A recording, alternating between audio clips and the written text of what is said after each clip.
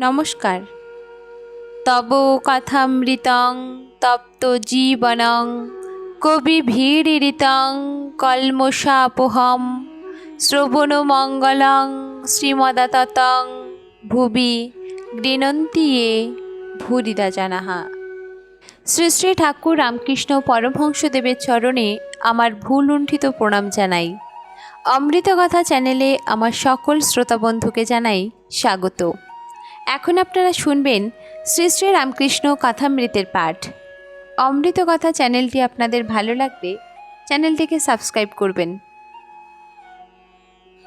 গতদিন পাঠ করেছিলাম, ঠাকুর শ্রী রামকৃষ্ণদেব বলেছেন, ঠিক বিশ্বাসের দ্বারাই ঈশ্বরকে লাভ করা যায়, আর ঈশ্বরের কৃপা হলে অসম্ভব সম্ভব হয়।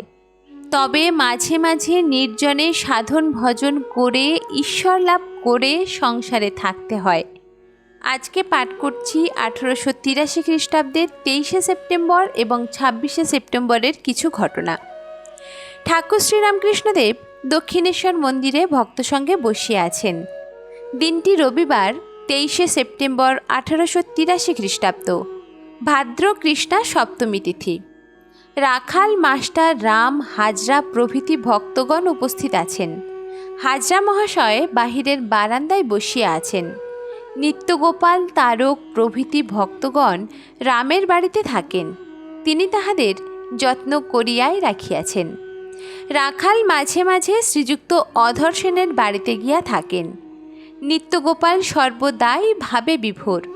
তারকেরও অবস্থা অন্তর্মুখ। তিনি লোকের সঙ্গে আজকাল তেমন বেশি কথা কন না। ঠাকুর এইবার নরেন্দ্রের কথা কহিতেছেন।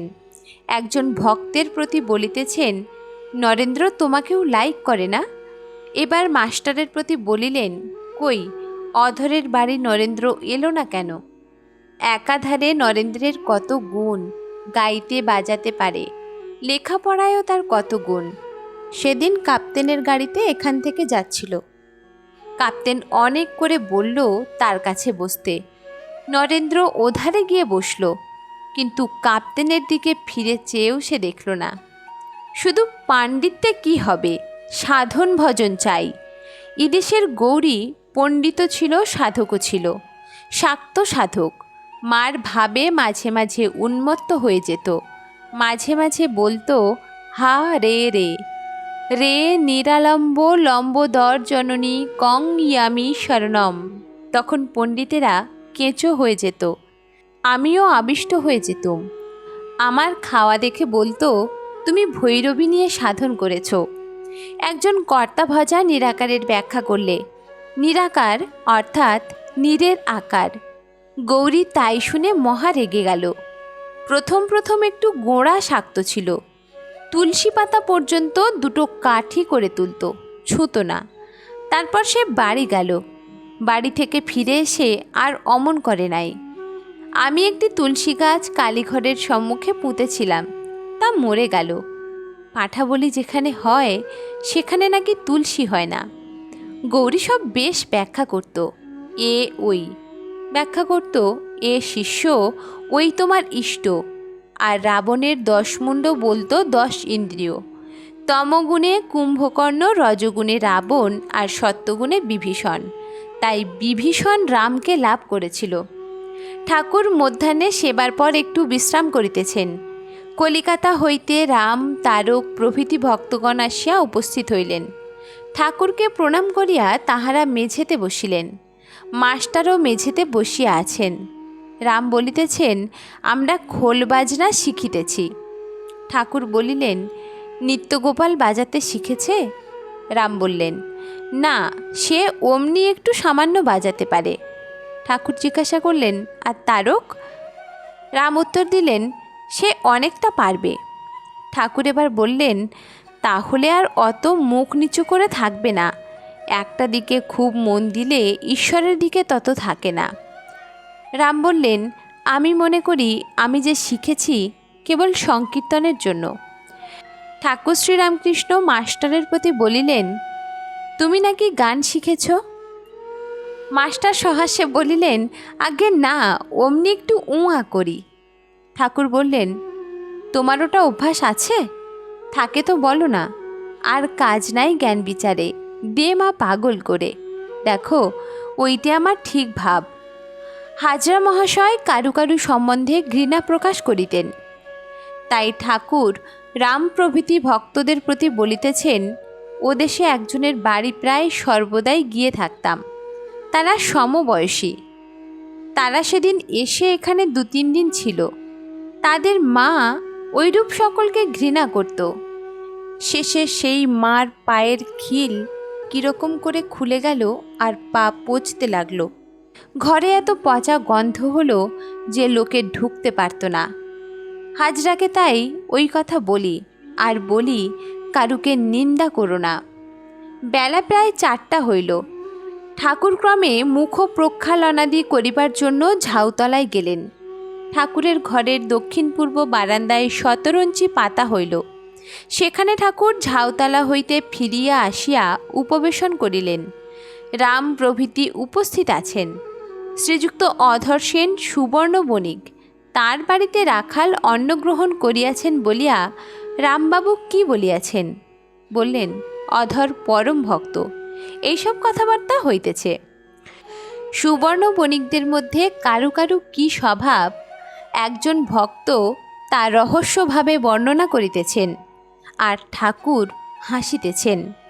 ভক্ত বলিতেছেন, তাহারা রুটি ঘণ্ট ভালোবাসেন, ব্যঞ্জন হোক আর না হোক। তাঁরা খুব সরেস চাল খান, আর জলযোগের মধ্যে ফল একটু খাওয়া চাই। তাঁরা বিলাতি আমরা ভালোবাসেন ইত্যাদি। আর যদি বাড়িতে তত্ত্ব আসে, যেমন ইলিশ মাছ কি সন্দেশ, সেই তত্ত্ব আবার ওদের কুটুম্ব বাড়িতে যাবে। সেই কুটুম্ব সেই তত্ত্ব তাদের কুটুম্ব বাড়িতে পাঠাবে। কাজে কাজেই একটা ইলিশ মাছ 15-20 ঘর ঘুরতে থাকে। মেয়েরা সব কাজ করে, তবে রান্নাটি উড়ে বামুনে রাঁধে। কারু বাড়িতে 1 ঘন্টা, কারু বাড়ি 2 ঘন্টা, এইরকম।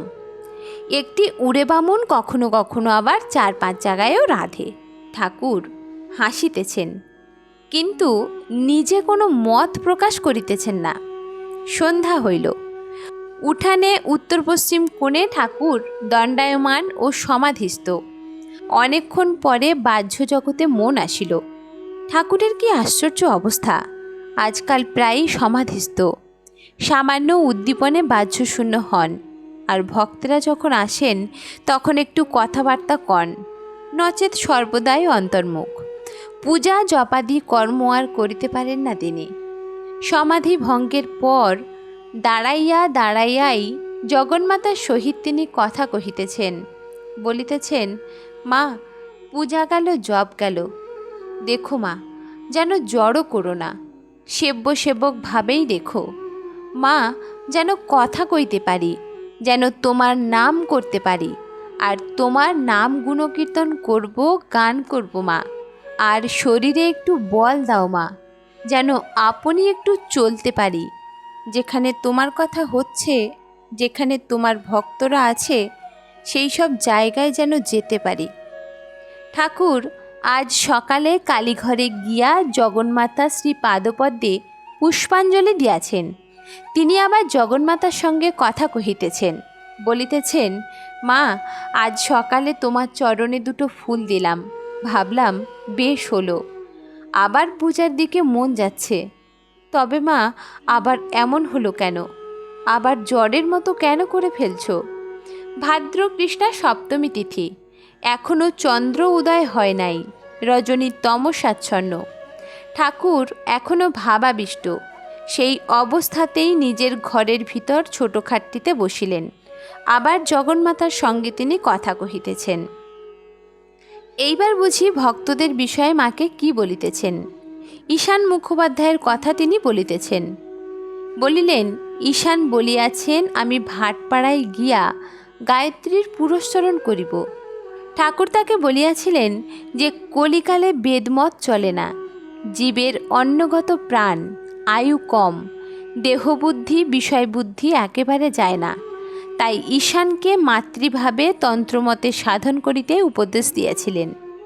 আর ঈশানকে বলেছিলেন, যিনি ব্রহ্ম তিনিই মা, তিনিই আদ্যাশক্তি। ঠাকুর ভাবাবিষ্ট হইয়া বলিতেছেন, আবার গায়ত্রীর পুরস্চরণ, এ চাল থেকে ও চালে লাভ। কে ওকে ও কথা বলে দিলে? আপনার মনে করছে, আচ্ছা একটু পুরস্চরণ তো করবে।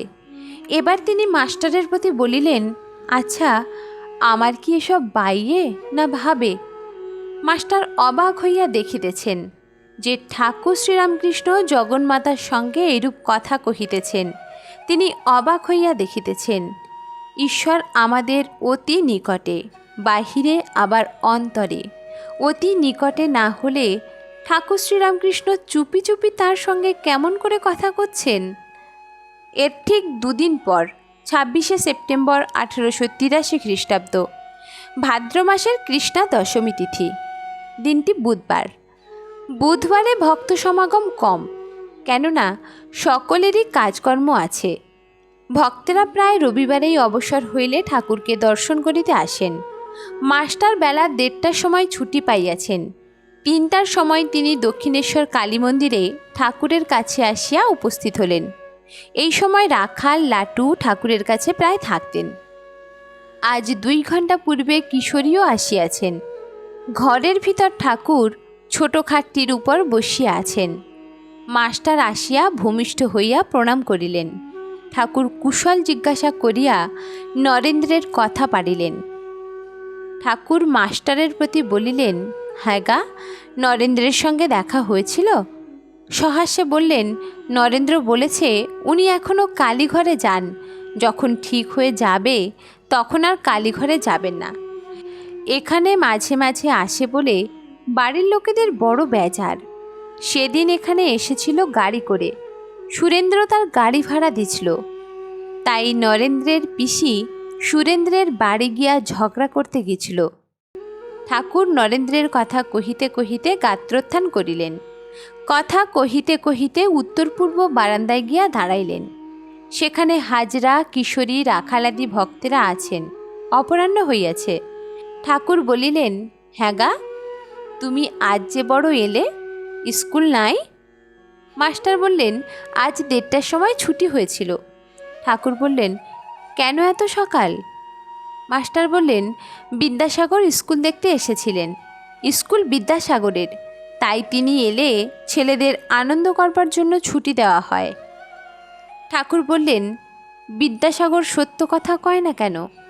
সত্য বচন পরস্ত্রী মাতৃ সমান, এই সে হরি না মিলে তুলসীর ঝুট জবান। সত্যতে থাকলে তবেই ভগবানকে পাওয়া যায়। বিদ্যাসাগর সেদিন বললে এখানে আসবে, কিন্তু এলো না। পণ্ডিত আর সাধু অনেক তফাৎ।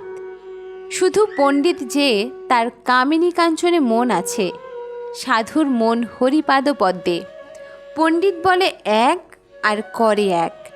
সাধুর কথা ছেড়ে দাও। যাদের হরিপাদপদ্মে মন, তাদের কাজ কথা সব আলাদা। কাশীতে নানকপন্থী ছোকরা সাধু দেখেছিলাম, তাদের উমের তোমার মতো। আমায় বলতো প্রেমী সাধু। কাশীতে তাদের মঠ আছে। একদিন আমায় সেখানে নিমন্ত্রণ করে লয়ে গেল। মোহন্তকে দেখলুম যেন একটি গিন্নি। তাকে জিজ্ঞাসা করলুম উপায় কি? সে বলল, কলিযুগে নারদীয় ভক্তি। পাঠ করছিল। পাঠ শেষ হলে বলতে লাগলো, জলে বিষ্ণু, স্থলে বিষ্ণু, বিষ্ণু পর্বত মস্তকে, সর্বং বিষ্ণুময়ং জগৎ। সব শেষে বললে, শান্তি শান্তি প্রশান্তি। একদিন গীতা পাঠ করলে, তা এমনি আঁট যে বিষয়ী লোকের দিকে চেয়ে সে পড়বে না। আমার দিকে চেয়ে পড়লে। সেজবাবু ছিল, তাই সেজবাবুর দিকে পিছন ফিরে পড়তে লাগলো। সেই নানকপন্থী সাধুটি বলেছিল, উপায় হলো নারদীয় ভক্তি। মাস্টার বললেন, ও সাধুরা কি বেদান্তবাদী নয়? ঠাকুর বললেন, হ্যাঁ, ওরা বেদান্তবাদী, কিন্তু ভক্তিমার্গ আছে। কি জানো, এখন কলিযুগে বেদমত চলে না। একজন বলেছিল গায়ত্রীর পুরস্চরণ করব। আমি বললুম, কেন? কলিতে তন্ত্রোক্ত মত, তন্ত্রমতে কি পুরস্চরণ হয় না? বৈদিক কর্ম বড় কঠিন, তাতে আবার দাসত্ব। এমনি আছে যে 12 বছর না ওই রকম কত দাসত্ব করলে তাই হয়ে যায়। যাদের অতদিন দাসত্ব করলে তাদের সত্তা পেয়ে যায়, তাদের রজ তমগুণ জীব হিংসা বিলাস এইসবে সে পড়ে। তাদের সেবা করতে করতে শুধু দাসত্ব নয়, আবার পেনশনও খায়। একটি বেদান্তবাদী সাধু এসেছিল। মেঘ দেখে নাচত, ঝড় বৃষ্টিতে তার খুব আনন্দ হতো। ধ্যানের সময় কেউ কাছে গেলে বড় চটে যেত। আমি একদিন গিছলুম, যাওয়াতে ভারী বিরক্ত হলো। সর্বদাই বিচার করত ব্রহ্ম সত্য জগৎ মিথ্যা, মায়াতে নানারূপ দেখাচ্ছে। তাই ঝাড়ের কলম লয়ে বেড়াতো। ঝাড়ের কলম দিয়ে দেখলে নানা রং দেখা যায়, বস্তুত কোনো রং নাই। তেমনি বস্তুত ব্রহ্ম বই আর কিছু নাই, কিন্তু মায়াতে অহংকারেতে নানা বস্তু দেখাচ্ছে। পাছে মায়া হয় আসক্তি হয়, তাই কোনো জিনিস একবার বই আর দেখবে না। স্নানের সময় পাখি উঠছে দেখে বিচার করত। দুজনে বাঝে যেতুম। মুসলমানের পুকুর শুনে আর জল নিলে না। হলধারী আবার ব্যাকরণ জিজ্ঞাসা করলে, সে ব্যাকরণ জানে। ব্যঞ্জনবর্ণের কথা হলো। 3 দিন এখানে ছিল। তারপর একদিন পোস্তার ধারে সানাইয়ের শব্দ শুনে বললে, যার ব্রহ্মদর্শন হয় তার ওই শব্দ শুনে সমাধি হয়। জয়তু শ্রীরামকৃষ্ণ। শ্রী শ্রী রামকৃষ্ণ কথামৃতের পাঠ আজ এই পর্যন্ত। আমার চ্যানেল অমৃত কথা আপনাদের ভালো লাগলে চ্যানেলটির সঙ্গে থাকুন, চ্যানেলটি শুনতে থাকুন। আর আমার পাঠ আপনাদের শুনতে কেমন লাগছে কমেন্ট বক্সে লিখে জানান। আর যারা এখনও চ্যানেলটিকে সাবস্ক্রাইব করেননি, তাদের যদি ভালো লেগে থাকে তাহলে চ্যানেলটিকে সাবস্ক্রাইব করুন। ধন্যবাদ।